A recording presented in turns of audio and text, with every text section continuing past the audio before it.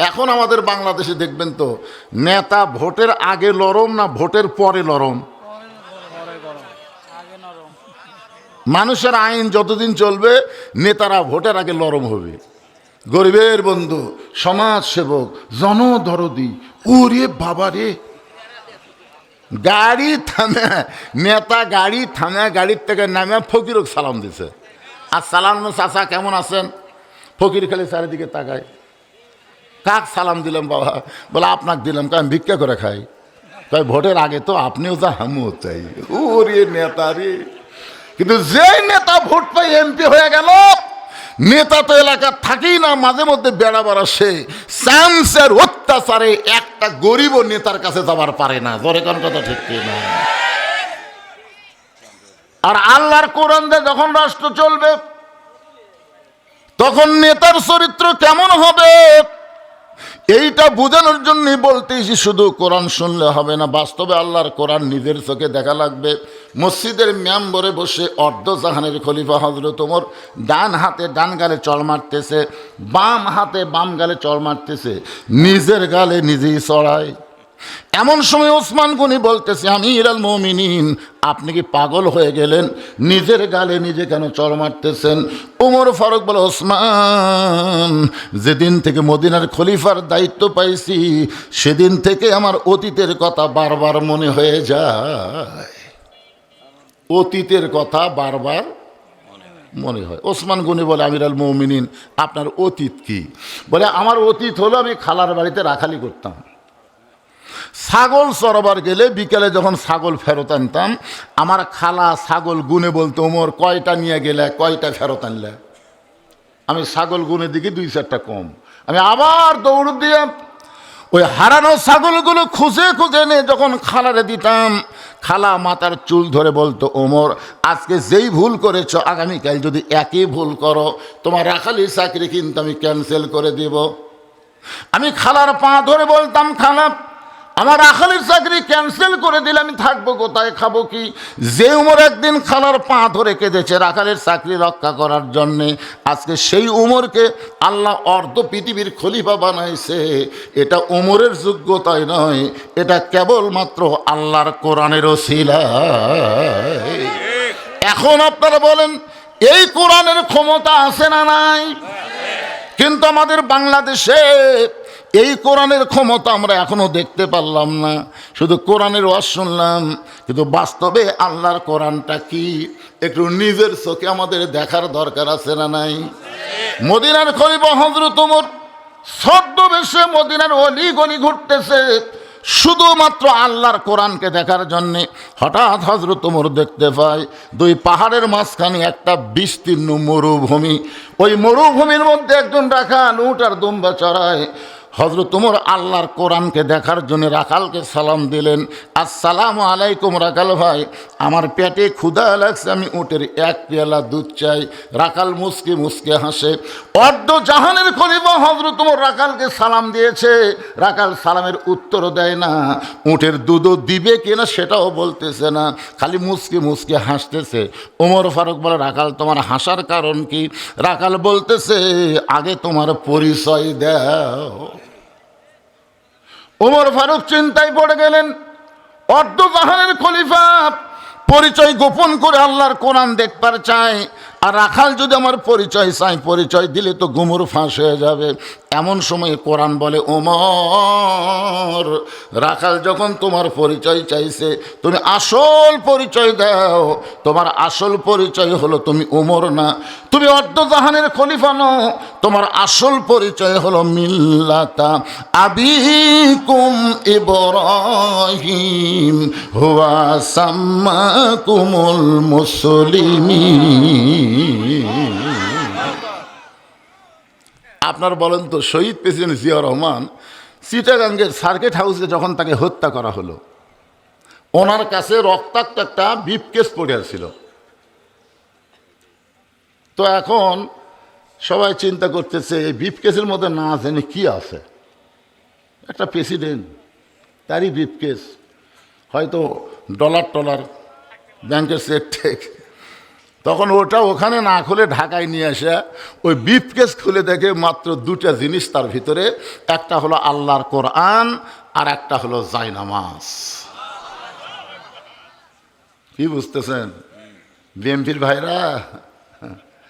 যে নেতাকে আদর্শ মানেন সেই নেতা বাংলাদেশের একটা টাকাও তসরুপ করে নাই, বরং দুনিয়া থেকে বিদায় নেওয়ার সময় দেখাই দিয়েছেন মুসলমানের সবচাইতে বড় সম্পদ হলো আল্লাহর কোরআন আর জায়নামাজ। জোরে গান কথা ঠিক কিনা? বাংলাদেশ থাকবে যতদিন, শহীদ জিয়ার নাম থাকবে ততদিন, ততদিন মানুষ তাকে শ্রদ্ধার সাথে সম্মানের সাথে স্মরণ করবে, কারণ তার সম্পর্ক জায়নামাজ মানে নামাজের সাথে, তার সম্পর্ক হলো আল্লাহর কোরআনের সাথে। খালেদা জিয়ার জানাজে এত এত মানুষ হয় কে? এই বিএনপির ভাইরা এত মানুষ হয় কে? তোমরা মরে দেখো তো, মাইক দিয়ে টাকা 10 জন লোক পাওয়া যাবে না। একটু মনোযোগ দিয়ে শুনবেন। ওমর ফারুকের কাছে আল্লাহর কোরআন এসে বলতেছে, ওমর রাখাল যখন তোমার পরিচয় চাইছে তুমি আসল পরিচয় দাও। তোমার আসল পরিচয় হলো মিল্লাতা আবিকুম ইব্রাহিম হুয়া সাম্মাকুমুল মুসলিমিন। এখানে আমরা যত মানুষ আছি আমাদের আসল পরিচয় কি? আমাদের জাতির পিতা হযরত ইব্রাহিম, যিনি আমাদের নাম রেখেছে মুসলমান। আমি যেই বলবো আমাদের পরিচয় কি, সকলে বলবেন মুসলমান। আমাদের পরিচয় কি? যাই বলবে না তাই মানে অন্য দলের। জবান খুলে বলেন ফেরেশতা আছে না নাই? আপনার দুই কান্দে দুটো বসে আছে না নাই? ওরা কি ঘুম পাচ্ছে? এখন ঘুমাচ্ছে? তাহলে আপনি যেটা বলবেন সেটাই লিখবে। আমাদের আসল পরিচয় কি? আরো জোরে জোরসে বলুন। ওমর ফারুক বললেন, রাখাল ভাই আমার পরিচয় যখন শুনতে চাচ্ছ, আমার পরিচয় হলো আমি একজন মুসলমান। রাখাল বলতেছে আসল না নকল? যেই বলছে আসল না নকল, ওমর ফারুক চুপ করছে। কে রে ভাই, মুসলমান তো মুসলমানই, এর মধ্যে আসল নকল কি? রাখাল বলতেছে আসল মুসলমান যারা হবে তারা চাওয়ার ব্যাপারে সতর্ক থাকবে। আসল মুসলমান জীবন যাবে, ফাঁসির মঞ্চে যাবে, কিন্তু রাষ্ট্রপতির কাছে বাঁচার দরখাস্ত লিখবে না। ধরে কান কথা ঠিক কি না? এরকম কিছু আসল মুসলমান আমরা বাংলার জমিনে দেখছি। ধরে কান কথা ঠিক কি না? উকিল বলতেছে, স্যার আপনি খালি রাষ্ট্রপতির কাছে বাঁচার দরখাস্ত লেখেন, রাষ্ট্রপতি দয়া করে যদি আপনাকে দয়া করে মাফ করে দেয় আপনার ফাঁসি কার্যকর হবে না। আসল মুসলমান মুচকি মুচকি হাসে। উকিল বলে, হাসেন কেন? বলতেছে, আরে পাগলা, আমি 3টা রাষ্ট্রপতি ক্ষমতার থাকা অবস্থায় মরা দেখছি রে। একটা হলো শেখ মুজিবুর রহমান, একটা জিয়াউর রহমান, একটা জিল্লুর রহমান, যারা ক্ষমতার থাকতে নিজেরাই মরে যায়। তাদের কাছে কোনো ইমানদার জীবন ভিক্ষা চায় না। উকিল বলতেছে, তাহলে এই গোয়ারকে করার কারণে আপনার ফাঁসি হবে। আসামি মুচকি মুচকি হাসে। উকিল বলে, মুচকি মুচকি হাসেন কেন? বলতেছে, আমার ফাঁসি হবে কিন্তু আমার মৃত্যু হবে না। আমার ফাঁসি হবে কিন্তু মৃত্যু হবে না। এক উকিল আরো 2 উকিলক ডাক দেয়, কয় পাগলা দেখে যা। কি হয়েছে ভাই?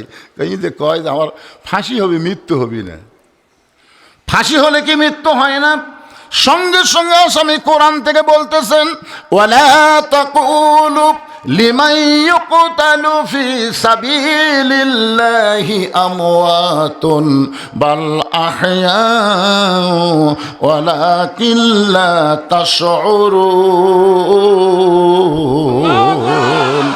আল্লাহর রাস্তায় অন্যায়ভাবে যাদেরকে ফাঁসি দেওয়া হয় তোমরা তাদেরকে মৃত্যু বলো না, আমি আল্লাহ বলতেছি তারা জীবিত। এই কথা কি আমার না আল্লাহর? ওমর ফারুক বলেন, রাখাল মুসলমান তো মুসলমান, তার মধ্যে আর ভেজাল কি? রাখাল বলতেছে আসল মুসলমান যারা হবে তারা চাওয়ার ব্যাপারে সতর্ক থাকবে। তুমি দুধ চাইছো কার কাছে? যেই কইছে দুধ চাইছো কার কাছে, উমরের চোখ দিয়ে দর দর করে পানি পড়তেছে। আল্লাহ, তোমার কোরআন যখন দুনিয়াতে চালু থাকবে, উমর যদি ভুল করে একটা রাখাল পর্যন্ত সেই ভুল ধরতে পারবে। আপনারা বলেন তো, আপনাদের মসজিদে কোরআনের আইন চালু আছে না নাই? ইমাম সাহেব টাইটেল পাস, দাওরা পাস, উনি যদি আসরের 4 রাকাত নামাজে 3 রাকাতে বসা লাগবে কয়বার? 2 রাকাত। নামাজ পড়েন না, একেবারে নামাজ পড়েন না। আসরের বৈঠক কয়টা? 2 রাকাত আর 4 রাকাত। কিন্তু ইমাম 3 রাকাত বসে গেছে।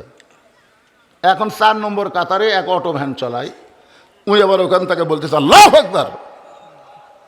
ইমাম মনে মনে কয় তুই যতই লোকমা দে, 41 সালের আগে আমি ওঠমো না। এই মনে করে ইমাম যদি স্বৈরাচার হয়ে বসাই থাকে, আপনারা বলেন তো মসজিদের মুসল্লি ভ্যানালার পক্ষে না ইমামের পক্ষে?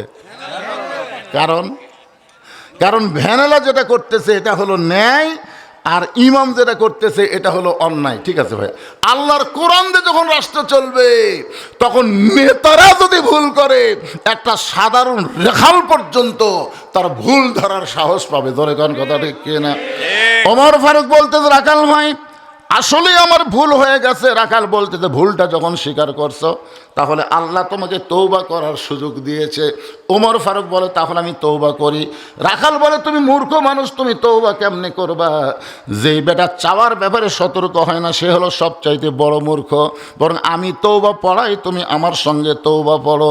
এবার রাখাল হযরত ওমরকে তৌবা পড়াচ্ছেন। আমার সঙ্গে সকলে পড়েন, আস্তাগফিরুল্লাহ রব্বি মিন কুল্লি জামবি ওয়া তুবু ইলাইহি। হযরত ওমর তওবা পড়ার পরে বলতেছে ও রাখাল ভাই, আল্লাহর হস্তে আমাকে উটের 1 পেয়ালা দুধ দাও। আগে বলেছিল রাখাল ভাই উটের 1 পেয়ালা দুধ দাও। এবার তওবা পড়ার পরে বলতেছে আল্লাহর ওয়াস্তে। রাখাল মুস্কি মুস্কি হাসে। ওমর ফারুক বলে আবার হাসির কি হলো? বলে তওবা করার পরে তুমি আবার মুনাফিকি করলে। আপনারা বলেন তো ওমর ফারুকের রাগ কম না বেশি? রাখাল আমার মধ্যে মুনাফিকের কি দেখলে? কারণ ওমর ফারুক জানে মুনাফিক থাকবে জাহান্নামের সবচাইতে তলে, আর কাফের থাকবে জাহান্নামের উপরে। উপর থেকে কাফের পেশাব পায়খানা করবি, আর তলের থেকে মুনাফিকেরা পেশাব পায়খানা খাবি। রাখাল বলে পথিক এত রাগ করা ভালো না। লিমা তাকুলু মা লা তাফালুন। দেখো তোমার মুখের সাথে মনের মিল নাই। তুমি সত্যি করে বলো তো আমি কি উটের মালিক? আমি যদি উটের মালিক হইতাম তাহলে তুমি আমাকে রাখাল বললা কেন? আর যখনই তুমি আমাকে রাখাল বলেছ তখন মন বলতেছে আমি উটের মালিক না।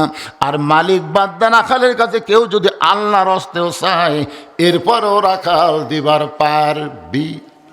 আমি অনেক মাহফিলে আমার নিজের কথা বলছি। পাবনার বাইকলা মাহফিল থেকে কেবল নামছি, ইতিমধ্যে এক লোক দৌড়ে এসে হাতে একটা চকচকে টাকা দিয়ে কয় হুজুর দোয়া করেন। তো টাকা পকেটে থুয়ে বললাম ভাই কিসের দোয়া? কয় হুজুর আমার বইয়ের পেটে একটা বাচ্চা আইছে, আল্লাহ যেন পুত্র দেয়।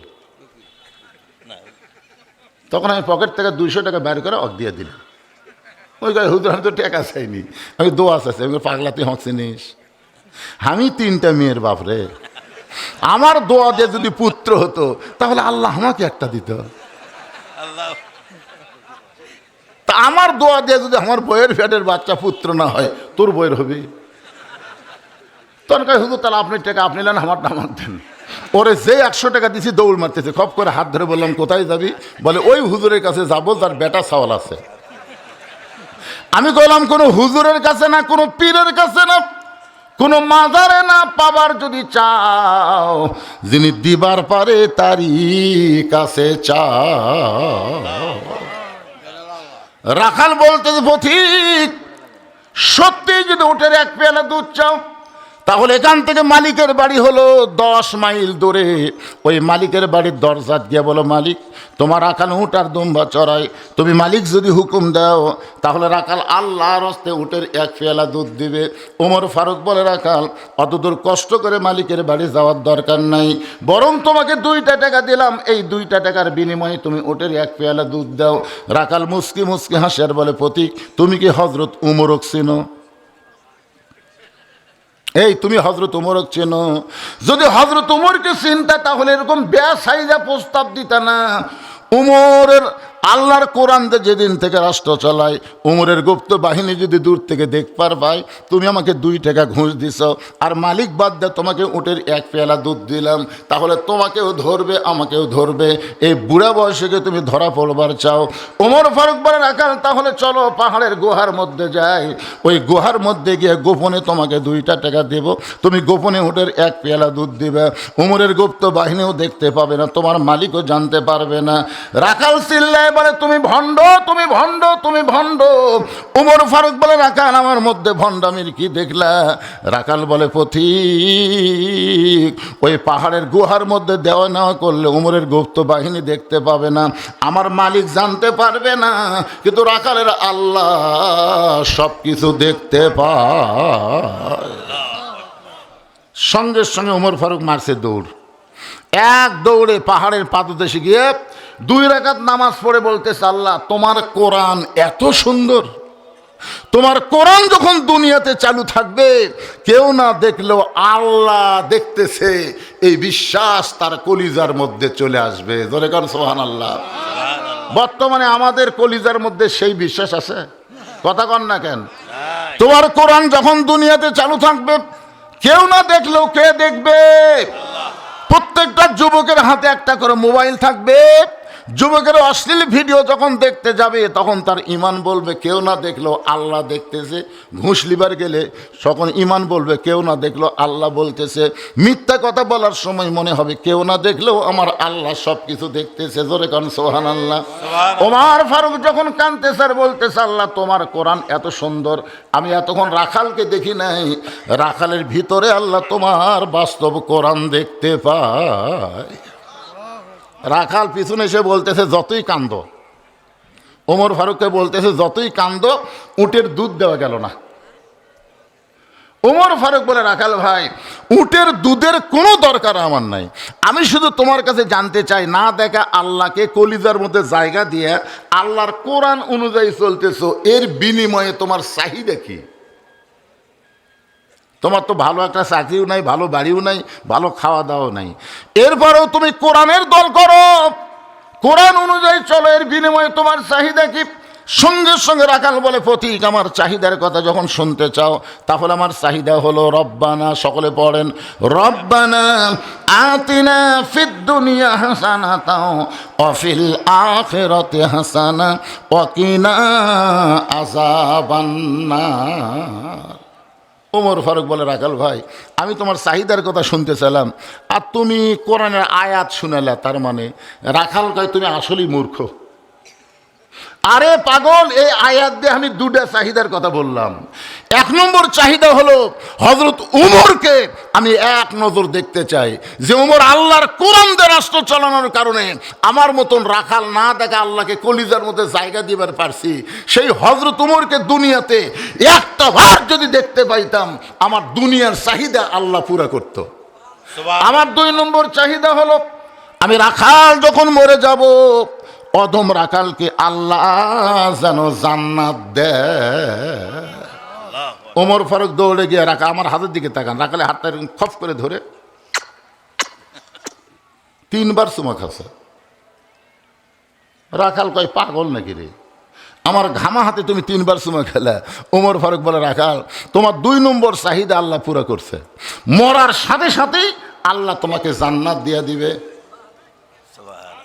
এবারে সুবহানাল্লাহ কর না কেন? ওমর ফারুক বলতেছে, রাখাল তোমার 2 নম্বর চাহিদা আল্লাহ পুরা করছে, মরার সঙ্গে সঙ্গে আল্লাহ তোমাকে জান্নাত দিয়া দিবে। রাখাল মুচকি মুচকি হাসে। ওমর ফারুক বলে, রাখাল সুবহানাল্লাহ বলে হাসো কেন? বলে, মরার পরে জান্নাত এ কথা সহজে বলতে পারলা, কিন্তু হযরত উমরকে এক নজর দেখতে পাবো এই কথা বলতে তোমার কোন জায়গা বাজে? আপনারা বলেন তো, যেই উমরক তওবা পড়াছে, কি পড়াছে? যেই উমরক মুনাফিক কইছে, যেই উমরক ভণ্ড কইছে, এখন যদি উমর বলে, ভাই তুমি যে উমরক দেখ পারছো আমি সেই উমর রে, বলাও সারা, রাখাল হাট ফেল করে মরাও সারা। ধরে কোন কথা ঠিক কিনা? ওমর ফারুক চিন্তায় পড়ে গেলেন, আমি উমর এই কথা রাখালকে কেমনে বলবো? যে রাখাল আমাকে তওবা পড়াইছে, মুনাফিক কইছে, ভণ্ড কইছে, এখন কি করব? এমন সময় আল্লাহর কোরআন বলতেছে, উদউ ইলা সাবিলি রব্বিকা বিল হিকমা। ওমর, ডাইরেক্ট যদি বলবার না পারো তাহলে হিকমত অবলম্বন করো। ওমর ফারুক বলে, রাখাল ভাই, সত্যিই যদি তুমি ওমরকে দেখতে চাও তাহলে ফজরের নামাজ তোমাকে সামনে কাতারে আদায় করা লাগবে। ফজরের নামাজ যদি সামনে কাতারে আদায় করো, মেহরাবের মধ্যে লক্ষ্য করে দেখবা যেই মানুষটা ইমামতি করবে ওই মানুষটি হলেন হযরত ওমর। এখন একটা কথা আপনাদের কাছে আমি ক্লিয়ার করে শুনতে চাই, আল্লাহর কোরআন দিয়ে যখন রাষ্ট্র চলবে তখন প্রত্যেকটা নেতাকে ওই এলাকার বড় মসজিদের ইমাম হওয়া লাগবে। এখন কি হওয়া লাগবে? এখন দেখেন তো আমাকে নেতাকে খবর কি? কি বলতেছে ওমর? রাখাও, সত্যি যদি ওমরকে দেখতে চাও তাহলে ফজরের নামাজ, কোন নামাজ? সামনে কাতার আদায় করা লাগবে। সামনে কাতারে যদি ফজর আদায় করো তাহলে মেহরাবের দিকে লক্ষ্য করে দেখবা যেই মানুষটা ইমামতি করতেছে ওই মানুষটি হলেন হযরত ওমর। রাখাল ছোট বাচ্চার মতন কান্দে। ওমর ফারুক বলে, রাখাল কান্দো কেন? বলে, কান্দার কারণ হলো আমি বারান্দাত নামাজ পড়ি, আমি ভিতরে ঢোকার সাহস কোনোদিন পাই না। ভিতরে দামি দামি নবীর সাহাবী, ওই দামি দামির মধ্যে আমি রাখাল কেমনে যাই? ওমর ফারুক বলে, রাখাল তুমি বারান্দায় নামাজ পড়ো, তুমি কম দামি, আর ভিতরে যারা নামাজ পড়ে এরা বেশি দামি। এই কথা তোমারে বুঝাইল কে? ইন্না আকরামাকুম ইনদাল্লাহি আতকাকুম। ওই ব্যক্তি সবচাইতে দামি হয় যার কলিজার মধ্যে আল্লাহর বেশি ভয়। আপনারা কি মনে করতেছেন আমি সিয়ারত বসে ওয়াজ করতেছি আর আপনারা খেরত বসে ওয়াজ শুনতেছেন? আমি দামি আর আপনার কম দামি?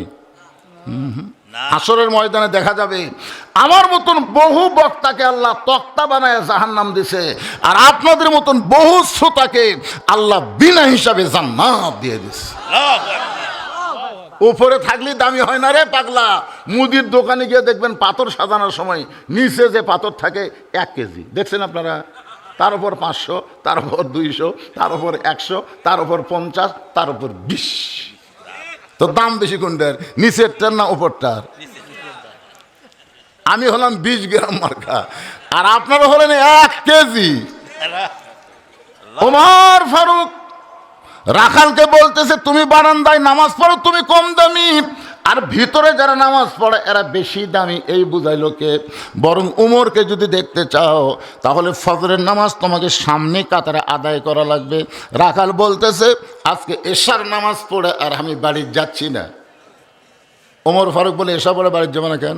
বলে, এশা পড়ে যদি বাড়ির যাই আর ফজর যদি সামনে কাতারে না পাই, এই জন্য এশা থেকেই আমি ফজর সামনে কাতারে ধরার চেষ্টা করব। ওমর ফারুক বলেন, রাখাল তুমি কি জানো 2 ওয়াক্ত নামাজ লম্বা? একটা হলো এশা থেকে ফজর, একটা হলো ফজর থেকে জোহর। বলো তো লম্বা কেন?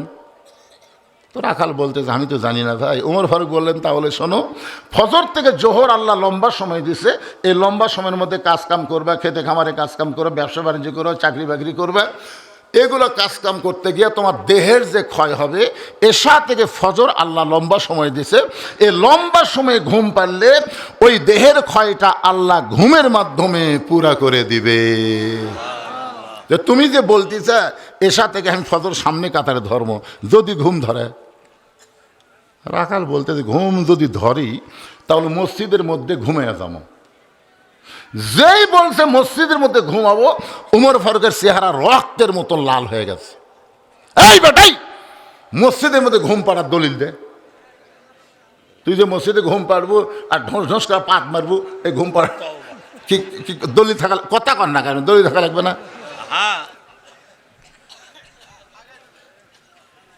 শোনেন, ঘুম পাড়া তো দূরের কথা, জোহরের নামাজ পড়ে সবাই বাড়িতে গেছে, এরা 3 জন মুসল্লি 4 ফ্যান দিয়ে গল্প করতেছে। 1-1 ঘন্টা হয়, গল্প শেষ হয় না। ফেরেশতারা বলতেছে আল্লাহ সবাই নামাজ পড়ে বাড়িতে গেল, এরা 4 ফ্যান দিয়ে 3 জন গল্প করতেছে, এর রেজাল্ট কি? আল্লাহ বলতেছে নামাজ পড়ার পরে যতক্ষণ গল্প করার সময় মাথার ওপর ফ্যান ঘুরিছে, এই ফ্যানের কারেন্টের বিল এই 3 জন আলাদাভাবে না দেওয়া পর্যন্ত জান্নাতে যাওয়ার পারবে না। কেন? জান্নাত মসজিদের বাপের ঘর না যে ইচ্ছা মতো ফ্যান ঘুরাবি। আমার কথা বুঝতে পারতেছেন না? ছোটবেলায় শোনেন, ছোটবেলায় আমরা দেখছি কাঁচা পেঁয়াজ কাঁচা রসুন খায় কেউ যদি মসজিদের মধ্যে ঢোকে, মুরব্বীরা, আগেকার লোকেরা আপনারা জানেন 74-এর দুর্ভোগ মনে আছে আপনাকে রে, তখন ভাই কাঁচা পেঁয়াজ দেখালে শটা শট পান্তা খায়, বুঝলেন?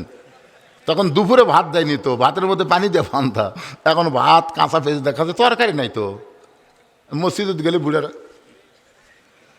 এই তোর মুখত গন্ধায়, পেঁয়াজ রসুনের গন্ধ ফেরেশতারা সহ্য করতে পারে না। যেই মসজিদে পেঁয়াজ খেয়ে নামাজ পড়বার গেলে মুরব্বীদের কুনার খুঁতা খাওয়া লাগছে, এখন সেই মসজিদে পেঁয়াজ আর রসুন কাটিয়া মুড়ি মাখতিছে। জোরে কোন কথা ঠিক কিনা? মসজিদকে তোর বাপের রান্নাঘর। মন খারাপ করতেছেন? মসজিদকে কেন্দ্র করে আজকের এই মাহফিল। একটু মনোযোগ দাও। ওমর ফারুক বললেন, রাখাল আজানের গুরুত্ব দিও। 5 ওয়াক্ত নামাজের মধ্যে সবচাইতে গুরুত্বপূর্ণ আজান হলো ফজরের আজান। আপনারা বলেন তো 5 ওয়াক্ত নামাজের সবচাইতে গুরুত্বপূর্ণ আজানের নাম কি? কথা কয় না। অন্য আজানের চাইতে ফজরে একই শব্দ 2 বার বেশি কয়। কে যুবকেরা তোমরা শুনবার পাও? কি কয়? তা সালাতু খায়রুম মিনান নাম করলে তোমরা ল্যাপের মধ্যে থাও কেন? আসসালাতু খায়রুম মিনান নাওম, ঘুম হইতে নামাজ অতি উত্তম। এতদিন রাখাল নামাজ পড়েছে বারান্দায়, কিন্তু আজকে নামাজ পড়বে সামনে কাতারে। এক দৌড়ে এসে বারান্দাক বলতেছে, বারান্দায় খালি একটা দিনের জন্য মন খারাপ করিস না। বারান্দাক বলতেছে খালি একটা দিন, খালি দেখার জন্য যাবো, দেখা হলেই চলে আসবো। কারণ বারান্দাত নামাজ পড়ার মজাই আলাদা রে, শেষে এসে আগে যাওয়া যায়। যে শালারা বারান্দাত নামাজ পড়ে এরা কিন্তু ভিতরে ঢুকপারই চায় না। হ্যাঁ, ওকে বলছি কে ভাই অনেক আগে আছে, চলো ভিতরে দেখে। না হুজুর আপনি যান, কারণ ভিতরে গেলেই বিপদ। ঠিক মতো বারান যায় না। আর বারান্দার কাম কি? শেষে এসে আগে যাও। রাখাল এতদিন বারান্দায় নামাজ পড়েছে, আজকে পড়বে সামনে কাতারে। রাখাল মসজিদের দরজায় এসে ডান পায়ে দোয়া পড়তেছে। মসজিদে ঢোকার একটা নিয়ম আছে না নাই? কি নিয়ম? ডান পা। আওয়ামী লীগ হলে কোন পা?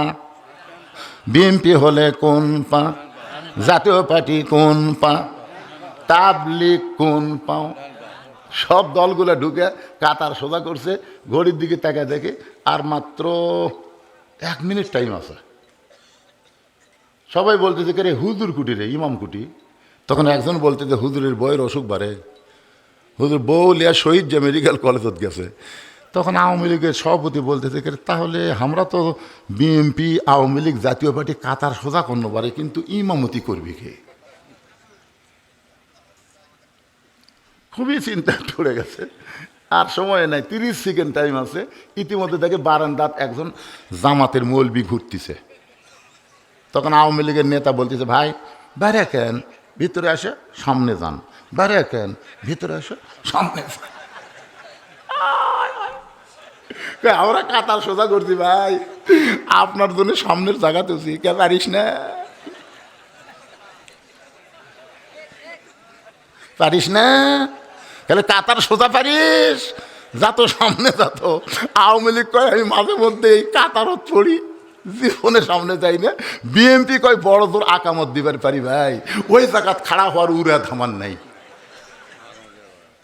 তখন বলতেছে ভাই রে তাহলে আমি যে যুদ্ধ অপরাধী জামাত ভাই, আমাকে তোরা জোর করে সামনে দিচ্ছ, এখন নিয়ত করার সময় কি বলবি? একতে দেয় তো বেহাজাল রাজাকার কবু না ইমাম কবু? ইমাম মানে নেতা, দরকার ইমাম মানে কি? আওয়ামী লীগ চিল্লায় বলতেছে পাগল, তুই জামাত আমি আওয়ামী লীগ, ওই বিএনপি, ওইটা হলো বাহিরের কথা, ভিতরের কথা আমরা ভাই ভাই, আমরা একসঙ্গে জামাত করতে চাই। এই জন্য আল্লাহর ঘরের মধ্যে ঢুকতে গেলে কোনো দলের নিয়ম না, নবীর সুন্নাত অনুযায়ী ঢোকা লাগবে। জোরে কোন ঠিক কিনা? তাহলে কোন পায়ে? শুধু ডান পায়ে ঢুকলে হবে না, জবান খুলে একটা দোয়া পড়া লাগবে। আল্লাহুম্মা ইফতাহ লি আবওয়াবা রাহমাতিক, এই দোয়াটা পড়ে রাখাল মসজিদের মধ্যে ঢুকে সামনে কাতারে যাবার চাই। প্রত্যেকটা সাহাবী নড়ে সরে রাখালকে সামনে কাতারে যাওয়ার রাস্তা করে দেয়। রাখাল চোখের পানি বের করে বলে, আল্লাহ, বারান্দায় থেকে ভাবলাম কি, আজকে ভিতরে ঢুকে দেখলাম কি, বারান্দা থেকে মনে করেছিলাম এরা দামি দামি, কিন্তু আজকে ভিতরে ঢুকে দেখতেছি এরা ওসা আমতাই। একেবারে সামনে কাতারে মেহরাব বরাবর, মানে উমরকে দেখতে জানকের খুব সুবিধা হয়। এই সুবিধার জন্য সামনে কাতারে মেহরাব বরাবর দাঁড়ায় রাখাল ফজরের 2 রাকাত সুন্নত নামাজ আদায় করেছে। ফরজের পূর্বে 2 রাকাত সুন্নত আল্লাহ রাসূল বলেছেন এত দাম, আসমান জমিন বিক্রি করে দিলেও তার সমান হবে না। ফজরের 2 রাকাত সুন্নত পড়ে রাখাল চুপটি করে বসে আছে। ইতিমধ্যে এক সাহাবী মসজিদের মধ্যে ঢুকে দেখে জায়গা দখল। ভাই, এখান থেকে একটু মনোযোগ দিয়ে শোনা লাগবে।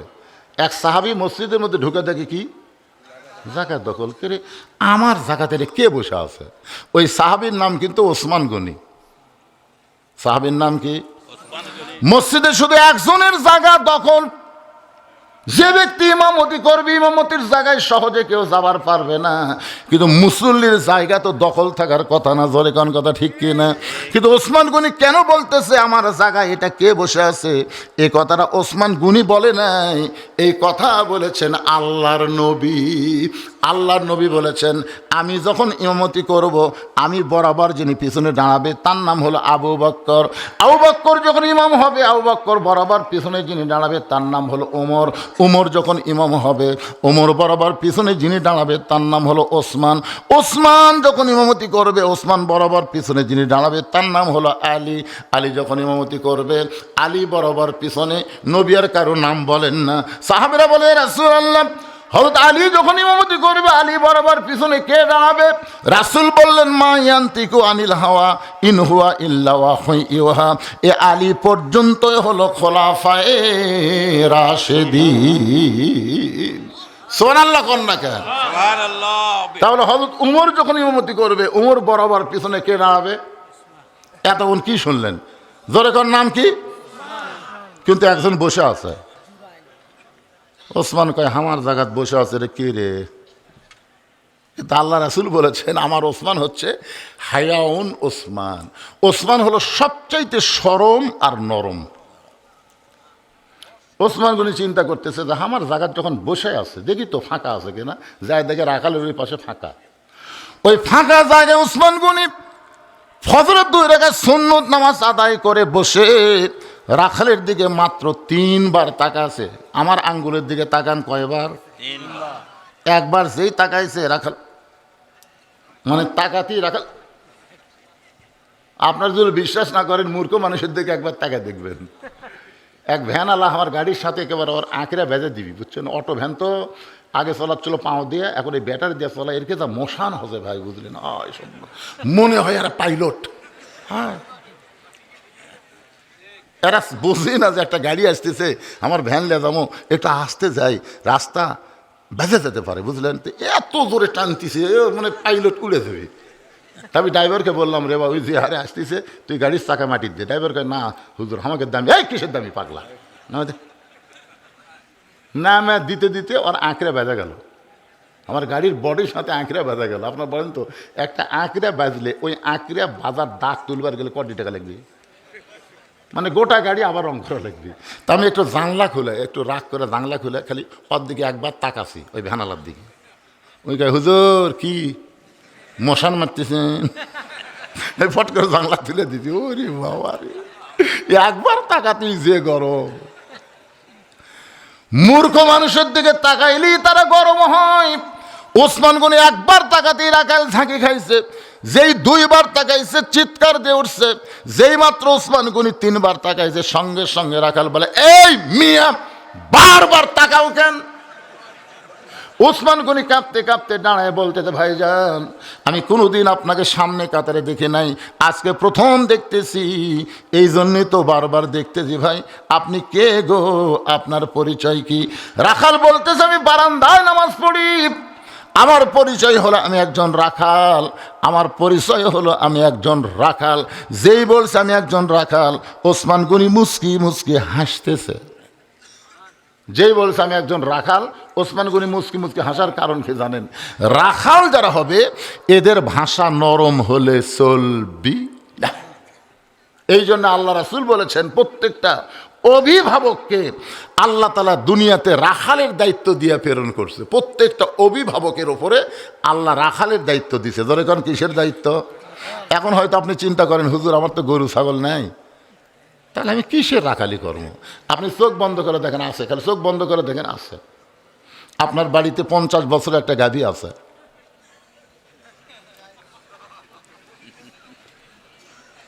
মানে রূপও করতে বলতেছি। আপনার বাড়িতে 22 বছরের একটা আইডিয়া আছে, আপনার বাড়িতে 17 বছর একটা বকনা আছে। গাভী মানে আপনার বউ, আইডিয়া মানে আপনার বেটা, বকনা মানে আপনার মেয়ে। আপনি বলেন তো এই তিনটার উপর আপনার রাখালি করার দায়িত্ব আছে না নাই? জোরে করে আসে না নাই? আপনি কেমন স্বামী যা আপনার বউ মাথার চুল বেচা খায়? আপনি কেমন স্বামী? আপনাকে এলাকাত কি মেয়ে মানুষের মাথার চুল বেচে না? যে মেয়ে মাথার চুল বিক্রি করে খাচ্ছে ওর স্বামী জান্নাত যাবার পারবি না, ও তালাক না দেওয়া পর্যন্ত। ওক যদি তালাক দেয় তাহলে জান্নাত যাবি। কি কি আরে টাকা কি করবি রে? মেয়ে মানুষের মাথার চুল শুধুমাত্র একজন পুরুষ, পৃথিবীতে মেয়েদের মাথার চুল শুধুমাত্র একজন পুরুষ মানুষ লাড়িয়া চাড়িয়া দেখতে পারবে। বাপও পারবে না, মেয়ে যখন যুবতী হবে বাপও পারবে না, ভাইও যখন পারবে না, বোন যখন বড় হবে, শুধু একজনই পারবে, সেই ব্যক্তি হলো তার স্বামী। স্বামী ছাড়া মেয়েদের মাথার চুল লাড়িয়া চাড়িয়া কেউ দেখতে পারবি?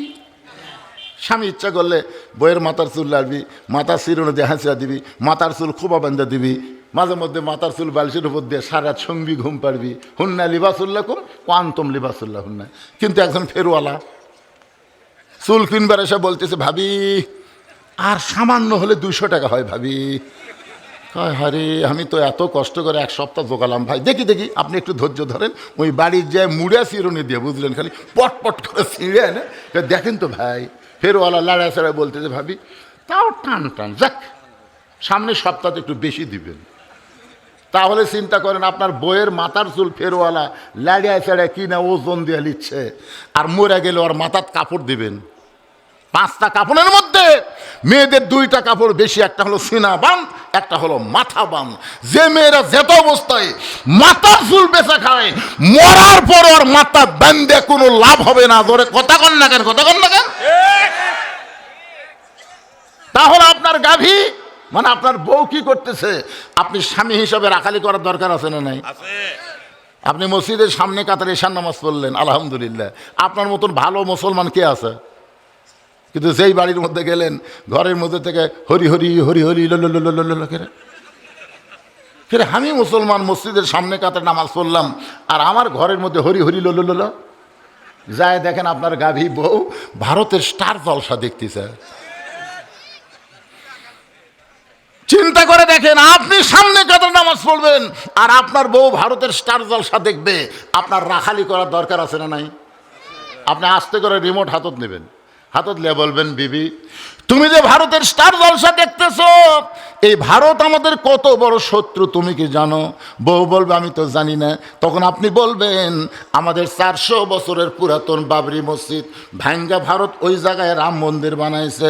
মন্দির বানানোর বহু জায়গা ভারতে ছিল, কিন্তু ফাঁকা জায়গায় মন্দির না বানায়া আমাদের মসজিদ ভাঙ্গা ওই জায়গায় মন্দির বানাইছে।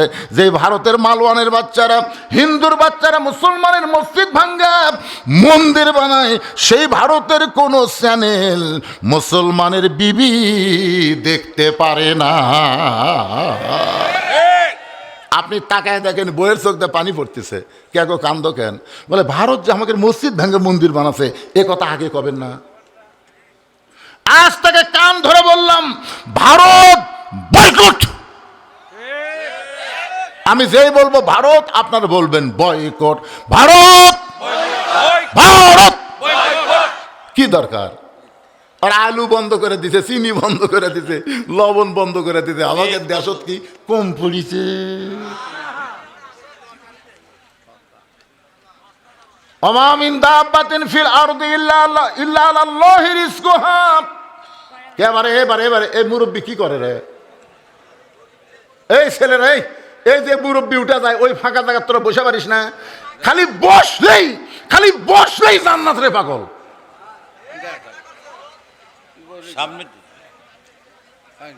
এই যে ময়নারা বসতিছে,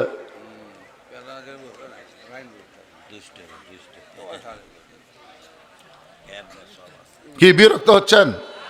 তাহলে আপনার 22 বছরের একটা ছেলে আছে, আপনার 22 বছরের একটা ছেলে যাকে আমি বললাম আইডিয়া, এই ছেলের ওপর আপনার রাখালি করার দরকার আছে না নাই?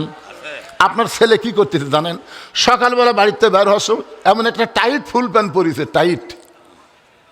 যেই ফুল প্যান্ট, এই যে আমার সামনে এক বেটা বসে আছে, কেবা এই এটা বসে পেশাব করা যায়? হাসতেছেন কে? এই ফুল প্যান্ট পরে বসে পেশাব করা যাবি না। পেশাব করবে গেলে চেন খুলবি আর মারবি।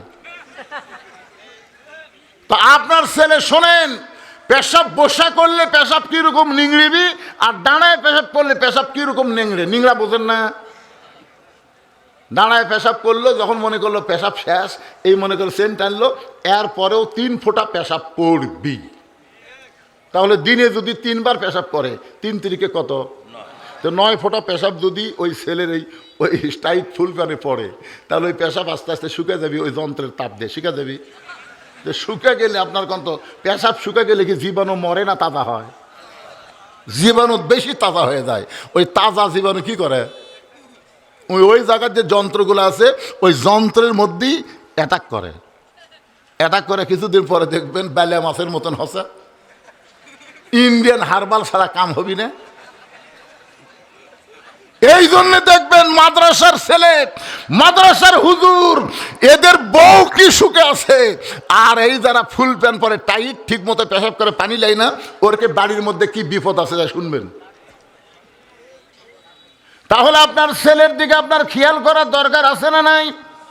আপনার 17 বছরের একটা মেয়ে আছে, আপনার 17 বছরের মেয়েটা, আপনি দেখেন তো এই মেয়েটা কি করতেছে। হাইল পরে কিলকিল করে গোটা পাড়া ঘুরতেছে। আপনি বাবা হিসাবে আপনার মেয়ের উপরে রাখালি করার দরকার আছে না নাই? নবীর মেয়ের বয়স হলো মাত্র 9 বছর। মাত্র 9 বছরের ফাতেমা ঘরের মধ্যে বসে হাতের মধ্যে চুরি দিয়া মুসকি মুসকি হাসতেছে। হাতের মধ্যে চুরি দিয়া মুসকি মুসকি হাসে। মেয়েটার বয়স হলো মাত্র 9 বছর। আল্লাহ রাসূল ঘরের মধ্যে পা দিয়া, আর নবী ঘরের মধ্যে ঢুকলেন না। নবী ঘর থেকে যখন বাহিরে আসলেন, ফাতেমা চমকে গেল। যে বাবা ঘরের মধ্যে ঢুকে আমাকে মা মা বলে আদর করে, আর সেই বাবা ঘরের মধ্যে না ঢুকে বাইরে কেন? বারান্দায় গিয়ে দেখে নবীর চোখ দিয়ে দর দর করে পানি পড়তেছে। ফাতেমা হাঁটু গেড়ে বসে, 9 বছরের বাচ্চা হাঁটু গেড়ে বসে বলতেছে, বাবা আপনার চোখের মধ্যে পানি, কি দুঃখ আপনার, এমন করে কেন কাঁদতেছেন? রাসূল বলে, ফাতেমা, যে দুনিয়াতে সাজবে মা, আল্লাহ তার আখিরাতের শ্বাস কমায়া দিবে। বেশি ওয়াজ করা লাগে নাই। এইটুকু কথা বলার সঙ্গে সঙ্গে ফাতেমা হাতের 2টা চুড়ি খুলে মাটির ফাইলা দেয়।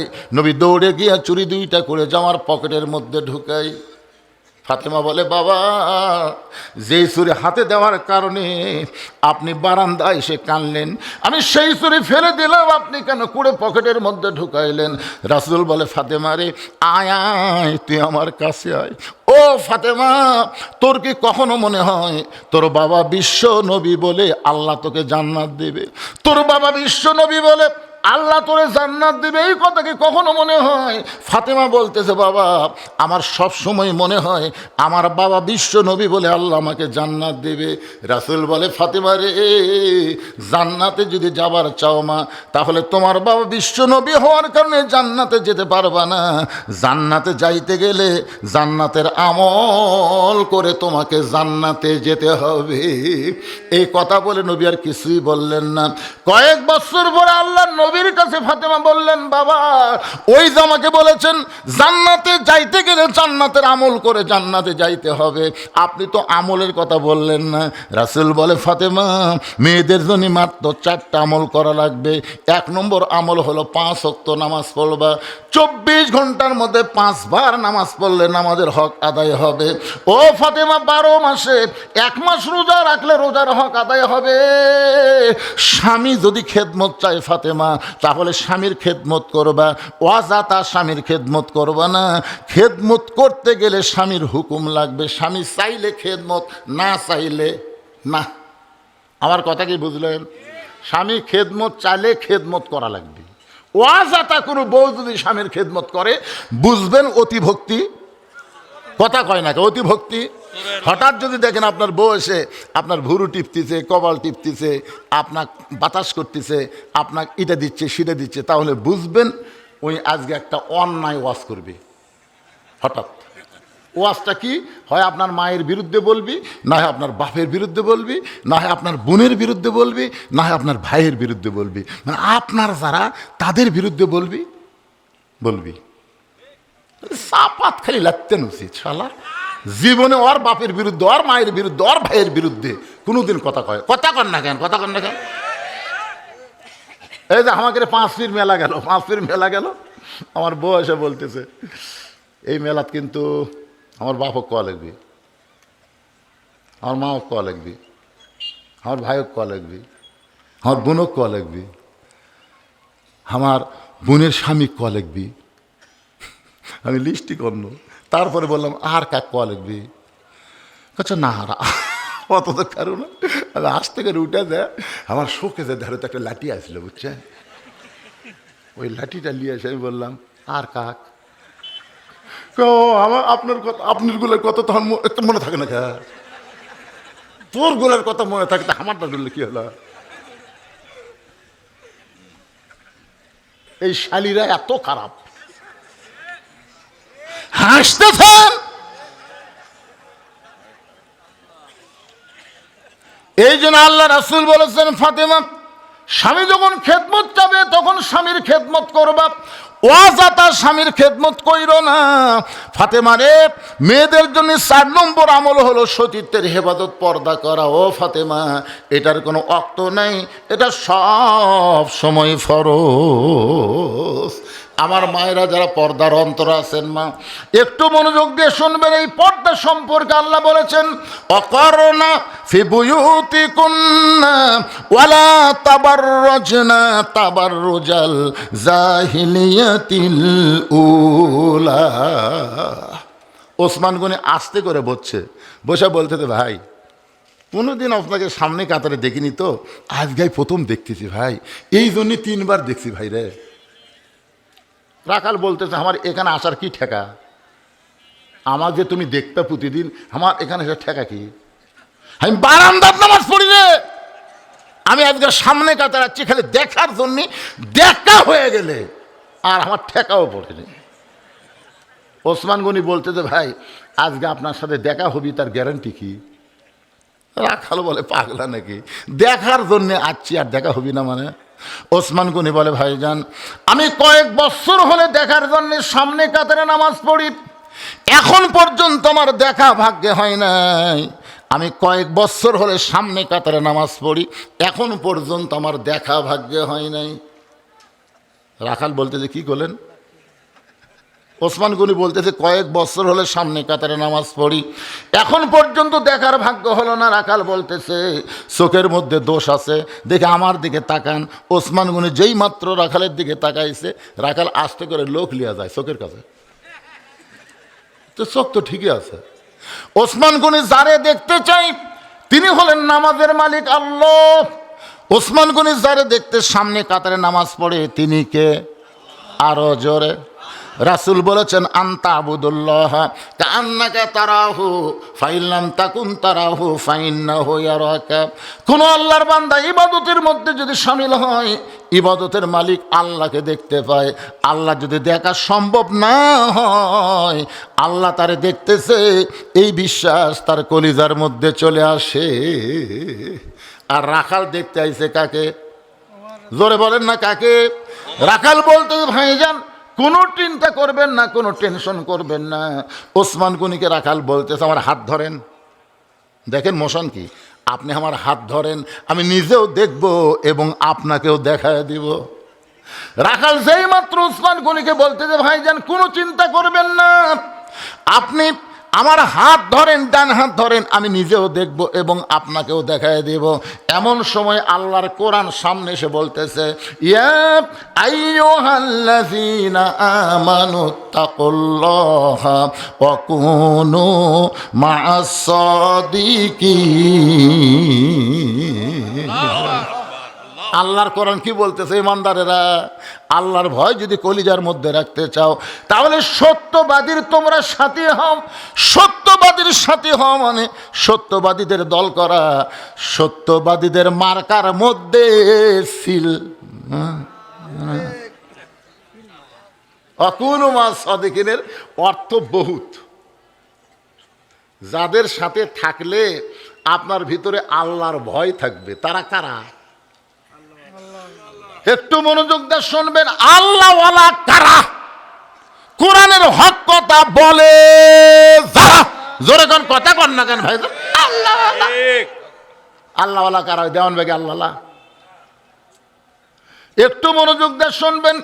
ওসমান গনি রাখালের হাতটা চাপা ধরে আছে আর মনে মনে বলতেছে আল্লাহ, নিজের যোগ্যতাই তোমাকে দেখতে পাই নাই, আজকে বহু বছর পর এমন একজন আল্লাহর বান্দা পাইছি যে নিজেও দেখবে এবং আমাকেও দেখায় দেবে।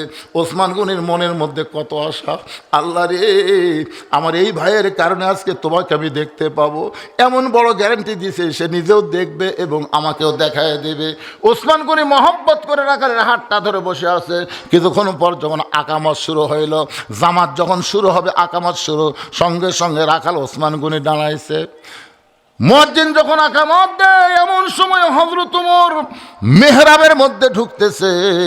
আপনারা হয়তো বলবেন হযরত ওমর কোন দিক দিয়ে মেহরাবে ঢুকলো? দরজা দিয়ে ঢুকলো না? যখন কোরআন দিয়ে রাষ্ট্র চলবে তখন ইমামকে দরজা দিয়ে ঢোকা লাগবে না, মেহরাব বরাবর ছোট্ট একটা দরজা থাকবে, ওই দরজা দিয়ে ইমাম ঢুকবে। কারণ ইমাম শুধু ইমাম না, ইমাম হলো একজন নেতা। হযরত ওমর যেই মেহরাবের মধ্যে ঢুকছে, ওসমান গনি রাখালের ডান হাতটা ধরে আছে আর মুয়াজ্জিন আকামত দেয়। এমন সময় রাখাল খালি আঙ্গুল তুলে,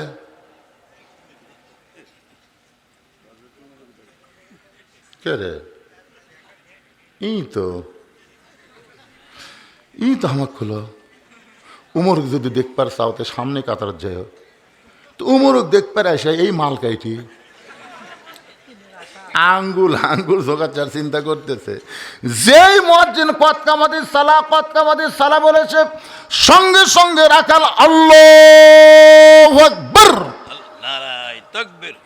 রাখাল যে আল্লাহু আকবার কইছে, সঙ্গে সঙ্গে ওসমান গনি হাত ছাড়া দিস। হাত ছাড়া দিয়ে বলতেছে ভাইজান, ইমাম যদি ভুল করে তাহলে মুসল্লি লোকমা দেয়, এখন পর্যন্ত আকামতি শেষ হয় নাই আর তুমি আল্লাহু আকবার লোকমা দিলা। রাখাল বলে এই জন্যই তো তুই কানা, এত বছর হলে সামনে কাতারে নামাজ পড়ি, এখন পর্যন্ত দেখবার পাস না রে পাগল, আমি কি জন্য লোকমা দিলাম তুই কি জানিস না?